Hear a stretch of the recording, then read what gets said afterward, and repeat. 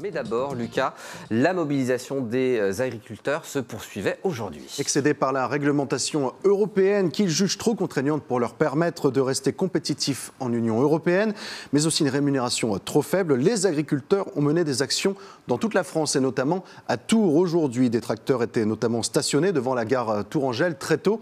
Plus tard, ils se sont déportés jusqu'à la préfecture. Faustine Luneau et Clémence Dosque les ont suivis.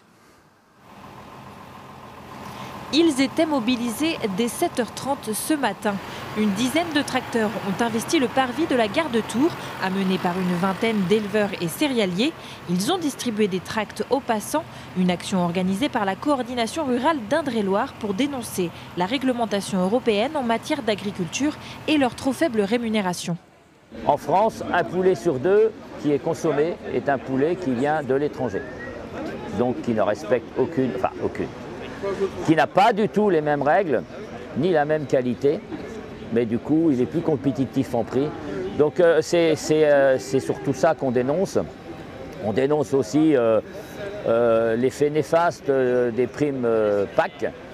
Néfaste dans le sens où on nous promet des choses et quand la fin de l'année arrive et que les versements sont faits, eh bien, il y a toujours un pourcentage qui manque. Le groupe d'agriculteurs a ensuite été reçu à 16h par la directrice de cabinet du préfet pour exposer leurs doléances. Un entretien juste après que 2 remorques de fumier aient été symboliquement déversées devant les grilles de la préfecture.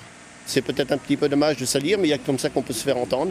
Alors satisfait, on a donné nos revendications, et on était à l'écoute, des notes ont été prises, toutes les notes vont remonter au ministère sur toutes les doléances qu'on leur a données. On a été très bien écoutés, le dialogue a été intéressant. D'autres actions coup de poing, notamment au niveau des péages de Monnet et de Sorigny, devraient être réalisées demain, journée durant laquelle le gouvernement a déjà prévenu qu'il fera des annonces.